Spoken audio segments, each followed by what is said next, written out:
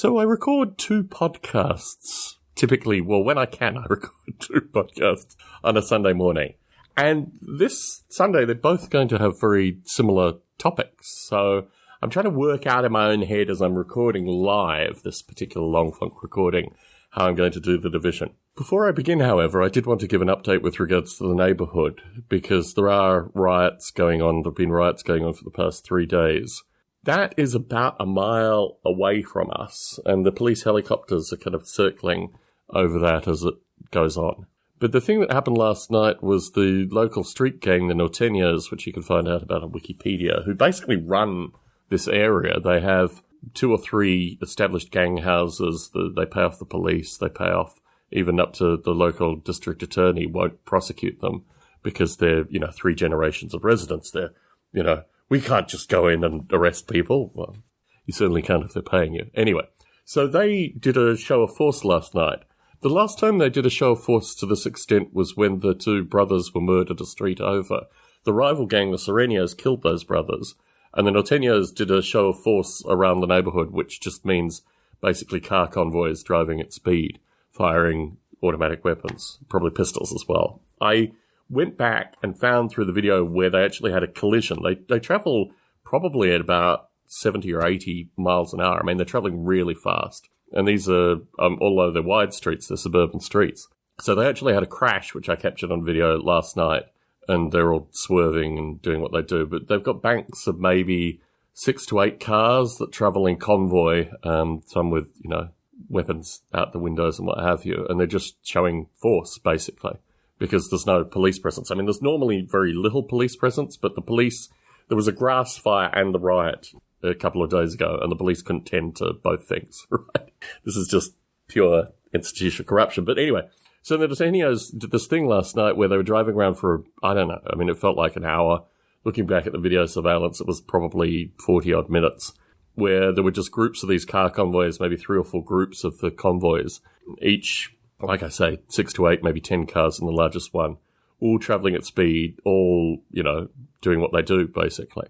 So that's the situation in the neighborhood currently. And my wife, I originally posted video footage at least of the crash because it's impressive to see just so many cars traveling at speed, even without the weapons fire. I was thinking of going back and listening to it and actually finding the video with the weapons fire if it occurred under the cameras, but that is such an incidental thing, whereas the crash was there.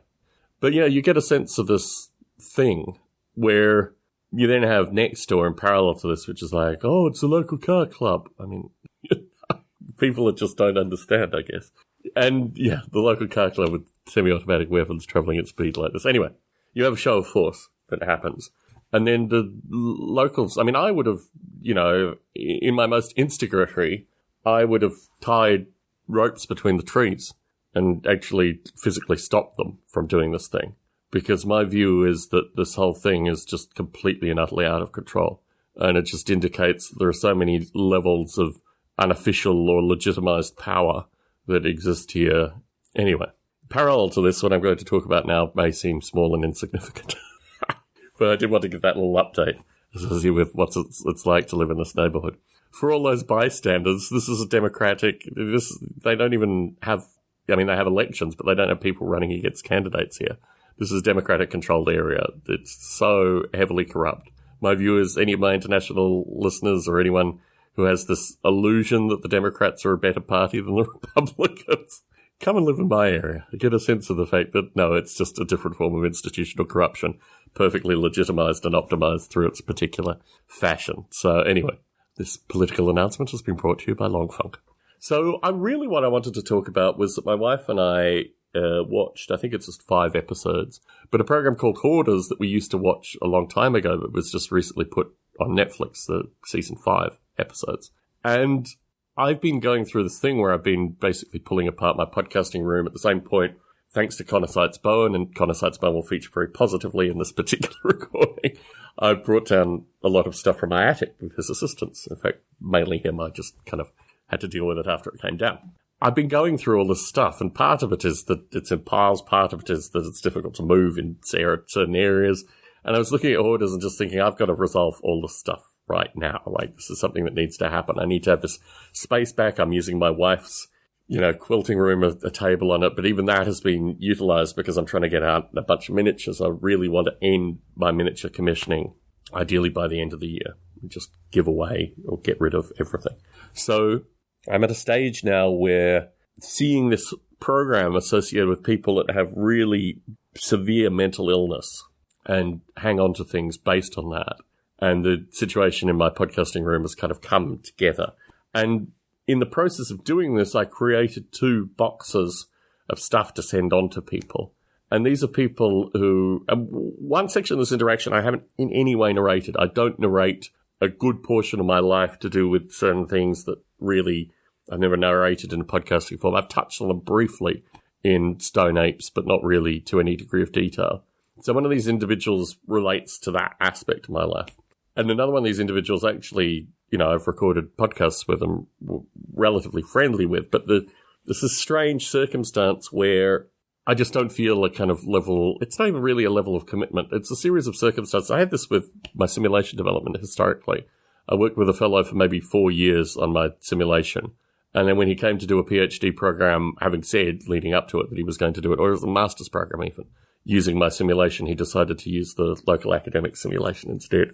And I have a similar kind of relationship with this other person where, they've just taken certain aspects of my interaction in a positive light, but really haven't, done any of the kind of reverse nurturing stuff, which is useful sometimes in friendship. And particularly with regards to like gift giving, like just non-existent, like I'll send parcels and get nothing back in return.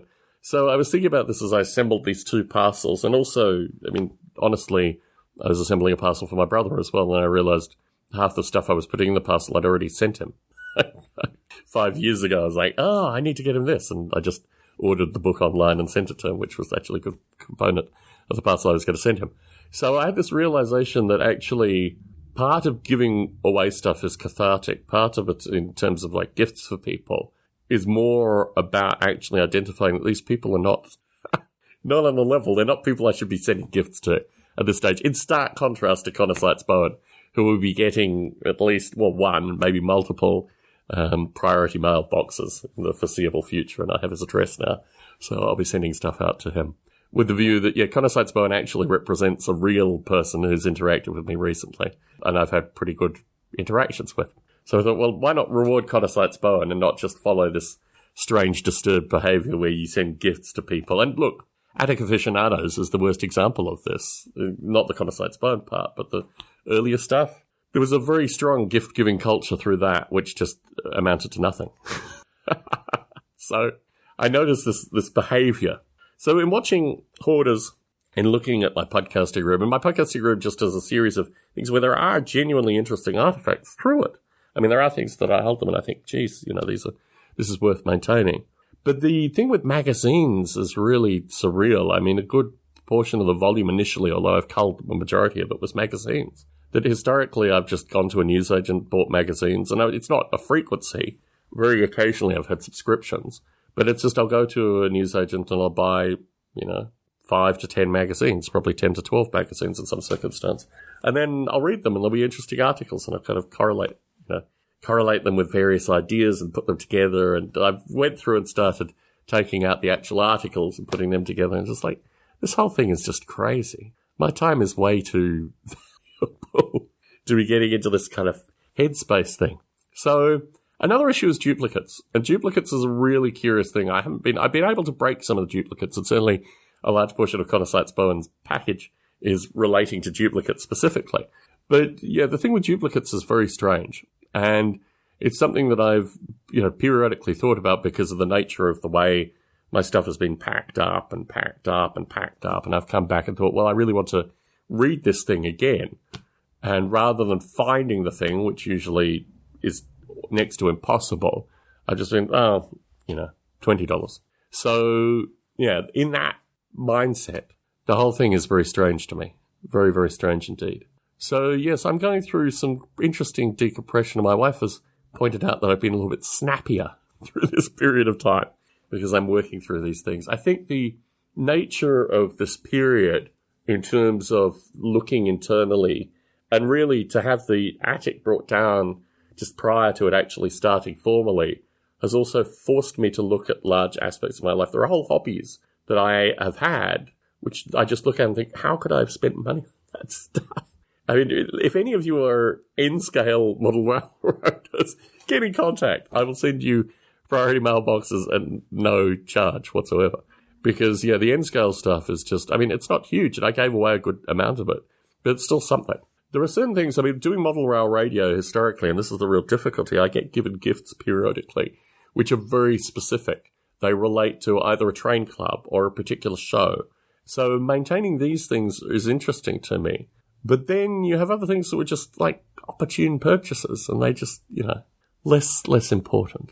In parallel to this, I am rewriting my simulation, in particular what's called Simulated 8, which is the broad, all bells and whistles version, but also it will feed immediately into ApeSim.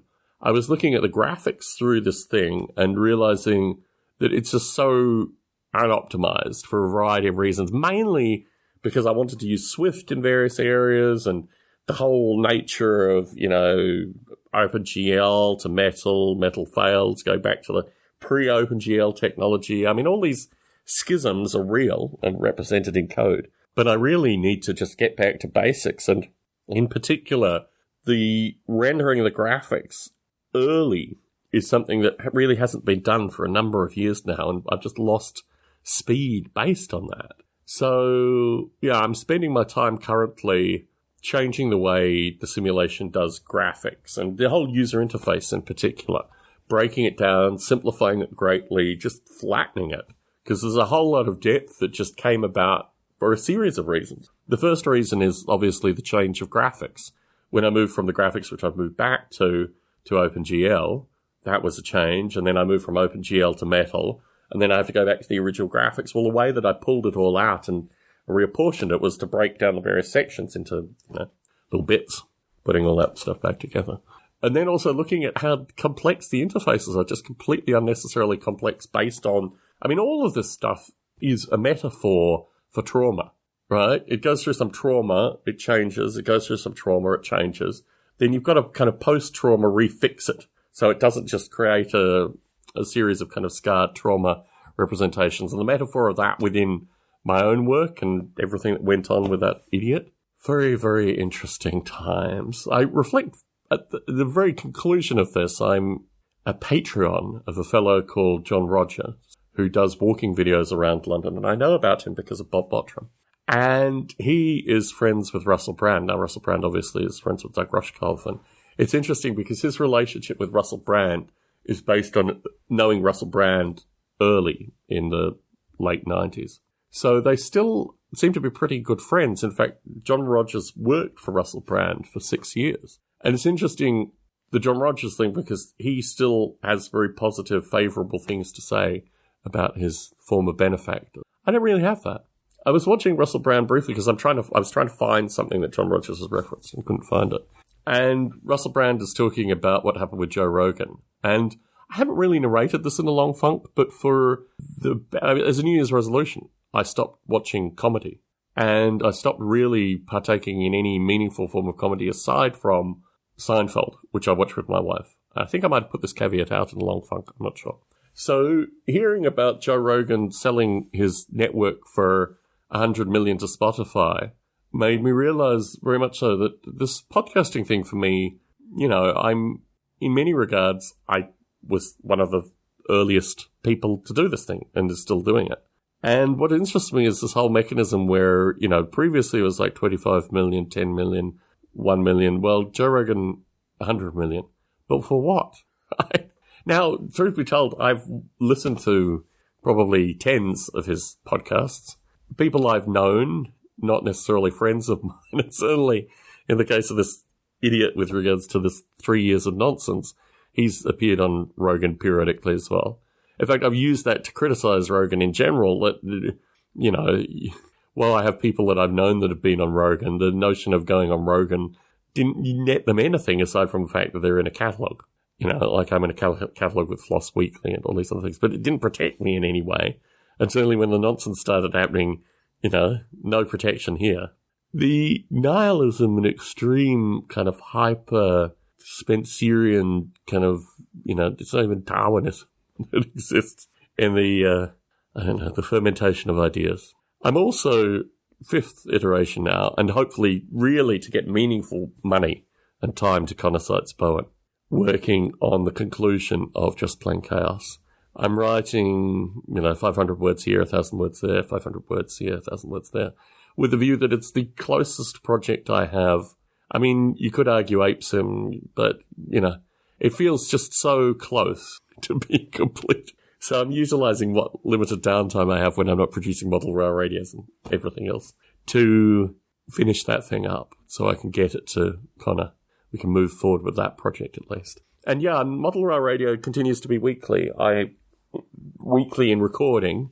In editing, I will do a bunch of editing today. But yeah, that thing is a thing in and of itself. So I hope you feel you've gotten your money's worth with today's Long Funk. I wanted to cover a few different topics and keep it relatively scat jazz, Scat jazz.